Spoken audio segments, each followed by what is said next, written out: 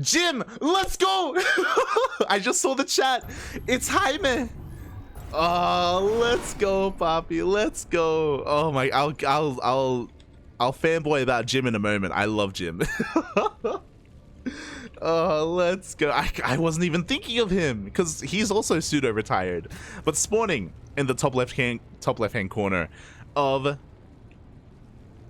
Near Humanity, we have the South Korean Zerg player representing Dragon Kaizi Gaming. It is Dark. And spawning in the bottom right hand corner, we have his opponent. We have the Prince Slayer. We have the player who just took down Max Pax, the Chinese Protoss. He's a starving camel for SSLT. It is Cyan.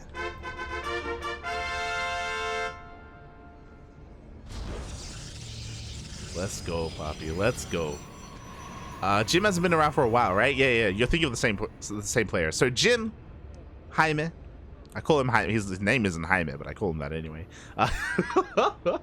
Jim was once one of the best foreign players in the world. That was back in Heart of the Swarm. He was one of the best foreigners. This was back when Korean dominance was more of a thing, and before the rise of the European scene, you know, before like the region lock and all that good stuff, before ESL Pro Tour. Jim, he's a Chinese Protoss player. He even played in Pro League back in the day. As I remember correctly, Invictus Gaming, they partnered with, did they partner with Prime? They partnered with a team to participate in Pro League. Jim even played in Codets for a season. And it was a sad season because I remember Jim, I think he ended up in the group with Maru. So Jim had a bit of a hard time. But yeah, Jim, he spent some time training in Korea. And for a long time, Jim was the best player in China. Of course, Jim was the Oliveira before Oliveira. He was the time before time. But after a couple of years, after Legacy of the Void, Jim did retire. He stepped away from the game for a couple of years, actually. And he came back to play maybe last year or maybe 2 years ago. He would pop up every now and then in qualifiers, but he would never really go far. It was a meme on our channel because we always casted the DreamHack China qualifiers every season, and we would see Jim, but we would never start casting Jim. We would start casting someone else like Blooming or Jeshi or Firefly. And every time we're like, it's okay, we'll cast like Jim in a qualifying match or something. But Jim would never make it that far. Because again, he wasn't in his prime anymore. He wasn't in form anymore. You know, like the past couple of years, he would show up for qualifiers and he would have okay performances, but nothing too major. But recently, he's been putting in a lot more hours. He's been putting in the work. He's looking to reprise his role, maybe. And for him to take a game off of Cyril, that's really good stuff. That's really impressive. I'm happy to hear it. I'm happy to hear Jim doing well. Now, am I saying that he is back into, you know, like his practice regime or regiment that he used to be, and is he like going to be like the next best thing in China? I wouldn't go that far, but you know, regardless, it's cool to see him doing well nonetheless. Meanwhile, we're in this game and Dark is cheesing because it's Dark. That is a very fast Roach Warren. So we're here talking about the game itself a little bit. Enough reminiscing about the past. The past was great, to be fair. But we do have a ZvP, Hatch Gas Spool opener here from Dark, going for his third base on time. But that is a very fast Roach Warren. I believe that was a 3-minute 20 Roach Warren very early on here. And this map does lend towards these big Roach pushes. I wouldn't be surprised if he even goes a little bit further with it. He's not going for a lair, but he is going for a second Gas Geyser to facilitate Roach production. Meanwhile, back at home, Cyan did go for a Stargate opener into a third base. Everything's looking quite normal, but Cyan did keep his oracles back at home. This is a move that we've been seeing recently, where you keep the oracles back at home. Harsum did it last week in WTL, and then you surprise your opponents. But Dark, he's got safety spores on the ways, he's got queens as well. These delayed oracles aren't going to be finding too much damage. They force some lost mine time, but the queens are in position. The adepts head towards that third base though. Sorry, the natural even. They're going to be able to get a little bit of damage done. Meanwhile, Cyan does scout the Roach Warren behind the main base, so he's aware of the potential of aggression. But after the scout and after the adepts, Dark, he's droning. He is not using this Roach Warren at all. So interesting stuff. It was a very early Roach Warren, and potentially he was expecting, because the oracles were kept at home, I imagine he was expecting glaives. I imagine he was expecting a gateway army to rock up. But now that the oracles are here, it looks like Dark is like, okay, I don't need to use this Roach Warren. I can just drone. I can just take a 4th base, so we can just macro from here. So some really tidy play coming out from Dark, really respecting his opponent as well. Again, just, you know, having an idea, having a plan initially and diverting away from it once he realizes that, hey, you know, I don't need to do this. I can just macro instead. And now we have, speaking of macro, a macro hatch on the way, 4th base, creep is looking pretty good as well. Dark being relatively surprisingly defensive. And I wonder why, because Dark is typically a very aggressive player in ZvP. We've seen him proxy hatch, we've seen him go for Nidus all-ins and queen pushes and Roach Ling timings. Honestly, I think a part of me feels like Dark thinks he's really favored against Cyan, and he doesn't need to be hyper-aggressive, he doesn't need to be cheeky, he doesn't need to be cheesy. So Dark is going to be taking it here to Cyan instead. And we'll see if he regrets it. We'll see how Cyan does in a longer game. He was able to bring down Max Packs. Can Cyan make Dark bleed? I would hope so. I want to see a competitive series between the two. Ooh. As the Stasis Trap is just barely focused down, the Adepts are able to get 6 workers here at the 3rd base. Not too bad. The Oracle dives in again, but that's low HP Oracle, and it is barely going to survive. Back at home, Cyan macroing up as well, taking his 4th, working on 1-1. We're not rushing into Robotech though. We're going to be staying on a gateway army, so I assume that Cyan would be going for double Robo production. We do have a Robo on the way, but I believe that's the first one, not the second. So yeah, Cyan's going to be heavily reliant on gateway units instead on these Blink Stalkers, and I'm sure Dark is going to be feeling pretty happy about that because Dark is investing into +1 melee. This kind of opener here from Dark can sometimes struggle against double Robo Colossus production, but Cyan isn't going for that. We see Dark even finishing up that Infestation Pit as well. We've got Infestors on the way for those Fungals to help shut down those Blink Stalkers. You love to see it. And already these Lings are looking to get us around, looking to pick off some of these Stalkers. One Stalker will fall.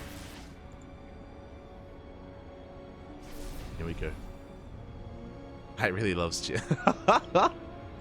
I mean, I appreciate Jim. I appreciate what he stood for, you know? Like, I have a soft spot in my heart for players like Jim and players like the Danish Bunny, for example, Snoot, Scarlet, Stefano. These are players that in an era when the foreign scene wasn't really achieving too much and didn't have the same support as Korea, they were able to stand strong against them and compete against them. And yeah, there's a lot of respect to be given there.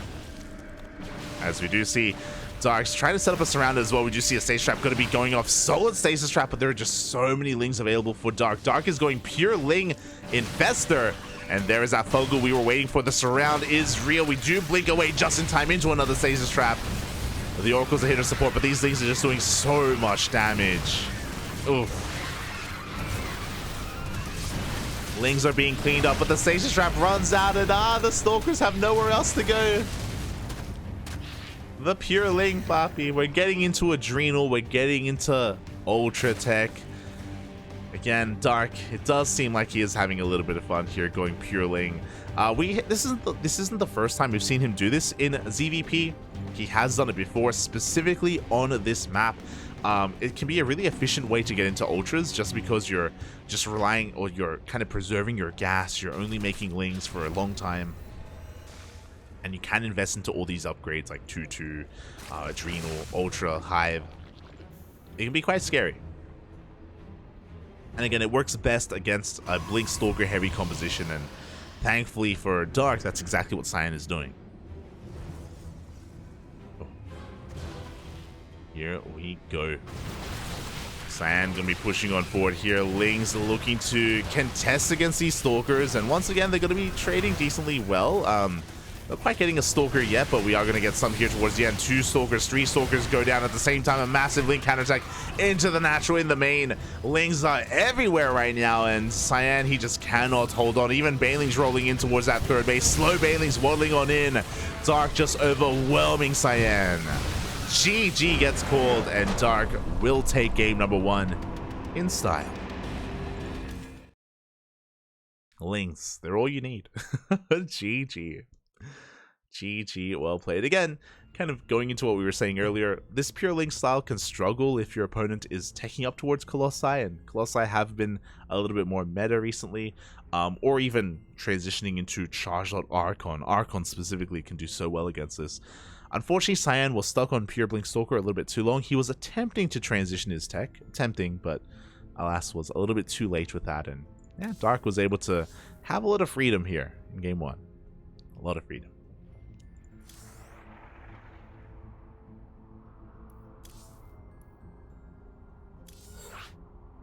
We are going to be getting into our next game.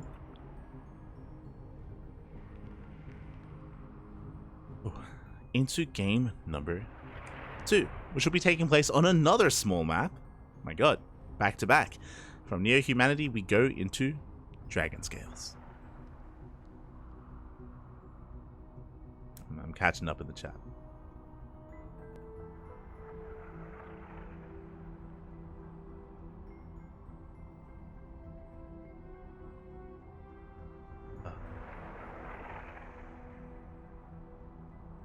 Today, Cyan is the color of victory. Let's go.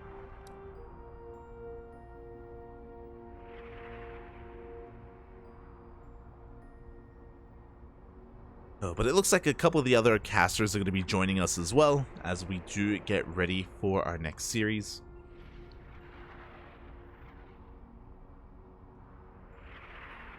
Exclamation mark, say quack. What are you guys doing to Nightbot? Leave Nightbot alone. Ay ay ay. Shaking my head.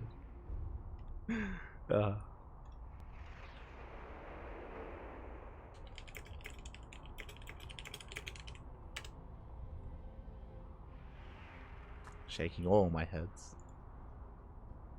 As yeah, we're just waiting to get all the casters in, and here we go. You can hear the beeps. We're gonna be loading into game número 2.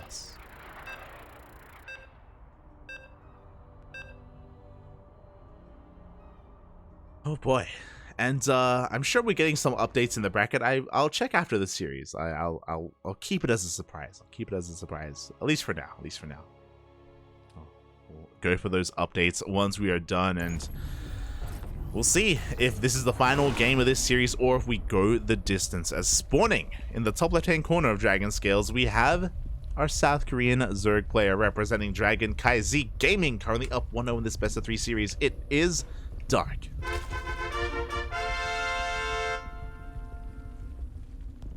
And spawning in the bottom right-hand corner of Dragon Scales, we have as opponent, we have the Chinese Protoss. Arguably the best Protoss in all of China, representing the Starving Camels. SSLD, it is Cyan.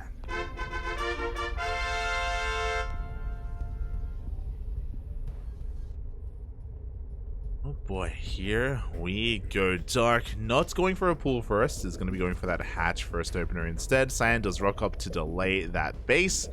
And Dark does pull 2 workers here, and the probe is pulled out of position, and Dark can take the natural. Love to see it. This is something very unique to Dark as well. Like, I know Raynor and Cyril, I think they've said that this is like a little bit, like, because this does delay your natural, it is a little bit inefficient. But you could argue that it's worth the inefficiency just to make sure that you have a more stable base setup and base layout.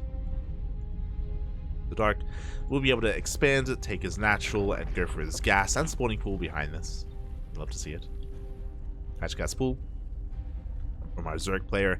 Meanwhile, we're getting ready for a gate expand from Cyan as well. There we go. Stargate. Gateway is thrown down, and Nexus behind it. So nothing too crazy here in the openers, other than the fact, of course, that Dark was able to get a regular natural base going, which is not the norm in current meta. Look, we need to give a Zerg player props whenever they can take their natural, all right? He's crazy, he's cracked, Bobby.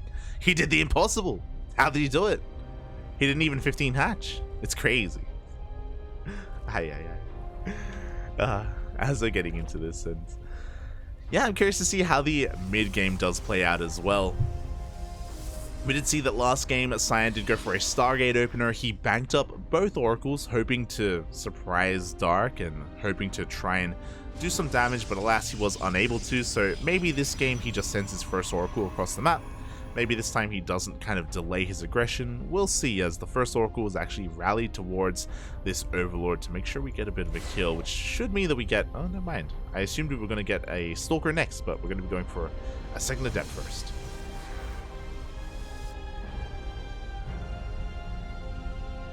But yeah, from the double Oracle play last game, we did see double Forge into a faster third base, into Blink Stalkers.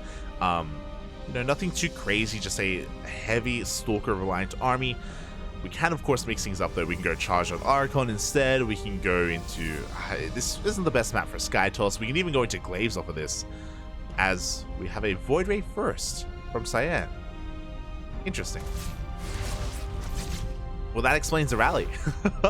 I was very confused. I was like, why is the Oracle rally to the Overlord if there's no Stalker? That doesn't make any sense. Well, it wouldn't make any sense, which is why we have that Void Ray. And it looks like it is going to be Glaives. So the Void Ray is going to be keeping Dark in the dark, is going to be killing this Overlord. And we do have a very fast Twilight Council, no Forge, by the way, and I imagine a bit of a delayed third base as well. How many gates is the real question? How many warp gates are we going to be working with? For the time being, we have 3 gates. There's the 4th gateway for 4-gate Glaives. Now the question, are we going to double it? Are we going to go up to 6? Are we going to go up to 8? Because for the time being, 4 is, you know, it's a respectable amount. It looks like we're going to be sticking with 4. It looks like the third base is on the horizon. Cyan isn't going all in by any means, but this Glaive Adept follow-up is designed to catch Dark off guard and get Cyan ahead economically. We'll see if he can pull it off, as we have a couple of Adepts shading in towards the natural, and the target firing is pretty good. 3 drones do go down. Dark, after seeing the Stargate opener, hasn't thrown down a Roach Warren, which is concerning. The longer this game goes on without a Roach Warren, the higher chances Cyan has at doing critical damage. As the Adepts are warping in back at home, Dark is going for a Link Scout. He will get eyes on some of these Adepts, but only 2, which is not a tell. Oh, Cyan going for a 4th base. Greedy moves coming out from Dark. So did I say Cyan going for a 4th? I meant to say Dark is going for a 4th base. Really greedy moves coming out from Dark. Adepts are going to be shading across the map. What do we have to defend? We have 6 Queens. 3 of them are tied up dealing with the Void Ray. We have 18 Lings as well. That is not a lot of Lings, but we have 20 more Lings on the way. The Glaive Adepts have been revealed. Again, not too many because it's only 4-gate Glaive Adepts, and it looks like they're going to commit to the shade. Lings get a decent round. The drones are being pulled as well.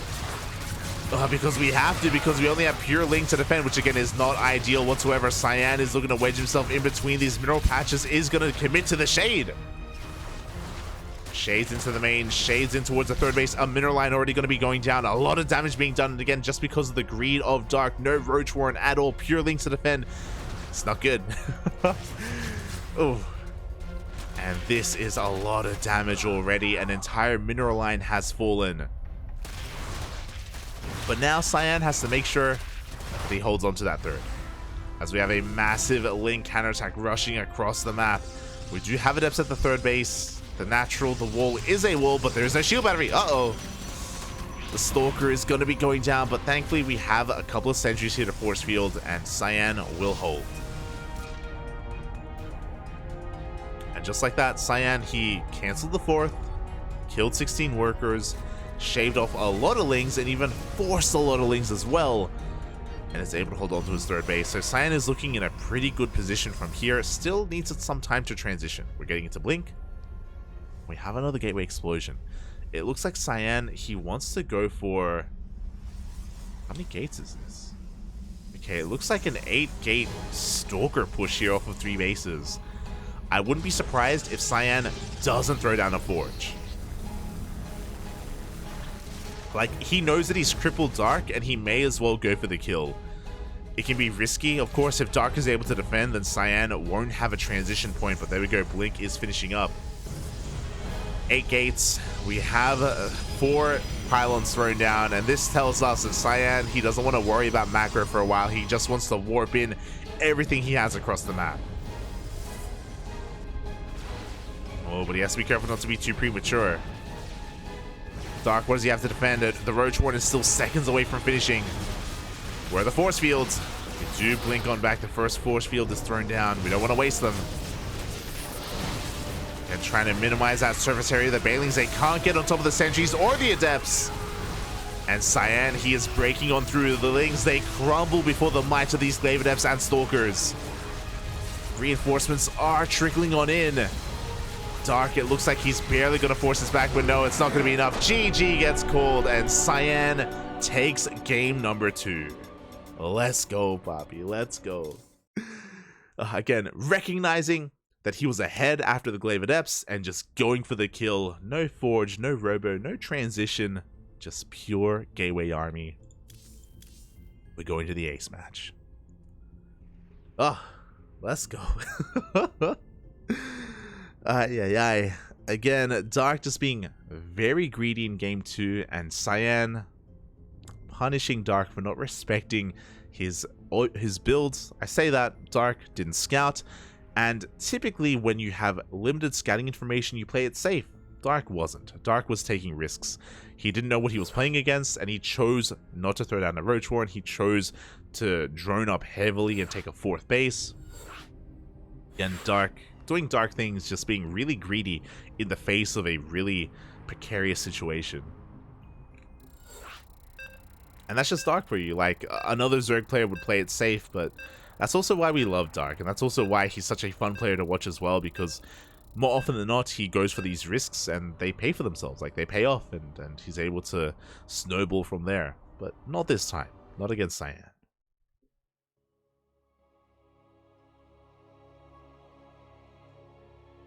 Now we're getting into game number 3, a game that I imagine our Zerg player here is going to be taking a little bit more seriously, taking a little bit more to heart, maybe a little bit safer as well, as we are getting into game number 3, the ace match. And spawning in the top left-hand corner of Babylon, we have the South Korean Zerg player representing KranKy Z Gaming. It is Dark.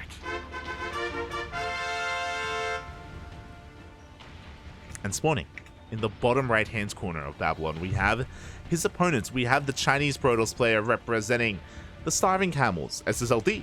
It is Cyan.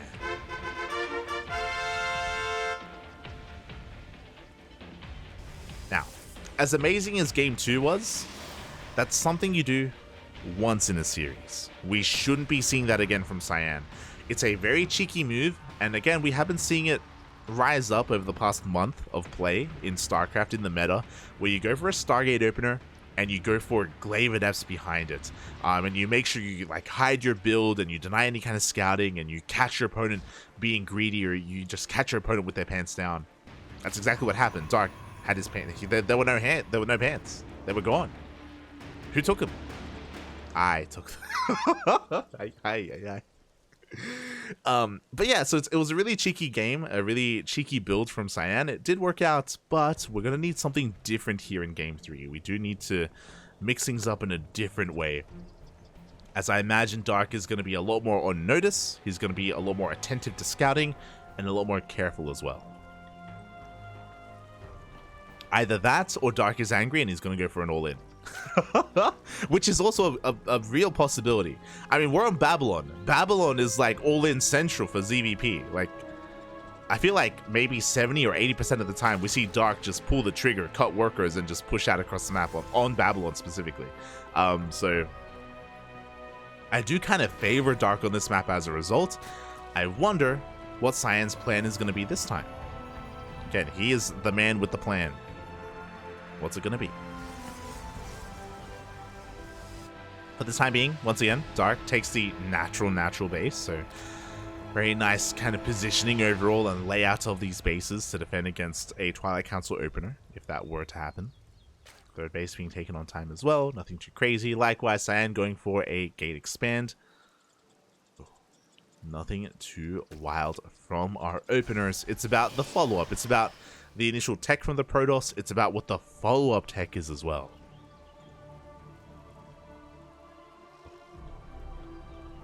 Let us go. As Cyan is going for the Stargate opener, which, to be expected. I do think that a Twilight Council opener would not work here after catching your opponent off guard with Glaive Adepts. I don't think it's the wisest of choices, so Stargate, very solid. This should go into Oracle play. Again, I do not expect a Void Ray, and I don't expect Glaives behind this. Like, that's what we saw in Game 2. Do it once in a series, one and done. I don't think it's going to be a wise choice if Cyan does that for a second game in a row. We'll see. As Dark is just saturating his bases. He's got a couple of Lings on the way. His Queens just spreading creep, just getting likewise, wedging themselves in between the bases. Ooh, it is going to be a Void Ray follow-up, which I appreciate because Cyan is making it look like just like Game 2. So he's going to be getting in the head of Dark and playing with some mind games here. So I do like the Void Ray follow-up. We have an Overlord coming into Scout as well. So again, Dark being a little bit paranoid. He has 2 Overlords out on the map. Does confirm the Void Ray. Does pull back with a second Overlord. But again, there we go. We see a faster third instead. Set up at least. So it's going to be Void Ray. Yep. Into Oracle. Into third base. So the initial opener looks the same from Cyan, but the follow-up is more economic, less aggressive. It's good. Good stuff. Meanwhile, Dark, he doesn't know. He's going to scout with his Ling, and he confirms the timing of this third base, so Dark should be feeling pretty safe overall. He should be breathing a sigh of relief, even though it's a Void Ray again. A lot of resources are being invested here into this Nexus instead. Meanwhile, we're getting some mixed signals. That's a Stargate. Sorry, that's a Twilight Council follow-up. Once again, no Forge. This is a really fast Twilight Council. That's why I kind of bring attention to this. We have a Robo behind this as well. I'm curious if this is going to be for Charge. I'm curious if we're even going to go for a faster Templar Archives. There we go. Charge is on the way.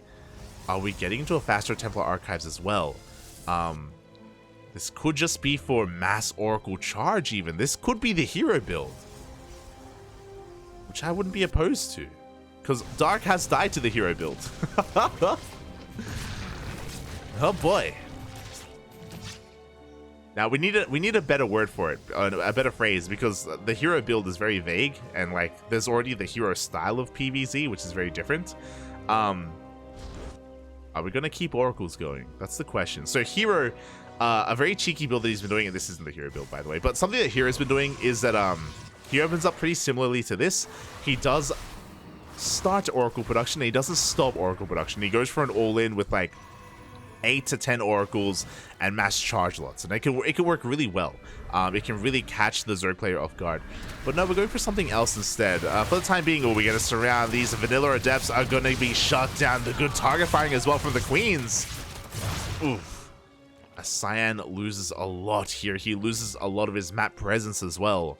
And just like that, he has to relinquish map control. Now we're getting into 1-1 into Charge. We're starting Immortal production. We're going to be going for a very heavy ground toss army. Interesting. We're not going to be very active with it. That's the difference here. And that's why it's a shame that we just lost all those Adepts, because we're not going to have anything else on the map, right? There's no Blink, there's no Stalkers. We're not rebuilding the Oracles. Cyan is going to be stuck at home until he amasses a large army. But that army is amassing. Fourth base is thrown down. Bay is on the way for, I imagine, Colossus production, which is what we were lacking and missing in Game 1. Zealots are looking to go for a bit of a counterattack, but no, they do get caught out by that Void Ray. The prioritization of the Prism is really interesting to me, and no, we're going into Disruptors instead. This is wild. You don't see this too often. So Disruptors paired with Charge Lots is usually not a good thing. Well, it's really difficult to control, because if you attack an army, of course, your zealots are automatically running forward to meet the Zerg army. Likewise, your Novas are also going to be running forward as well, so Cyan has to be very careful with how he does handle and control his main army in these big engagements.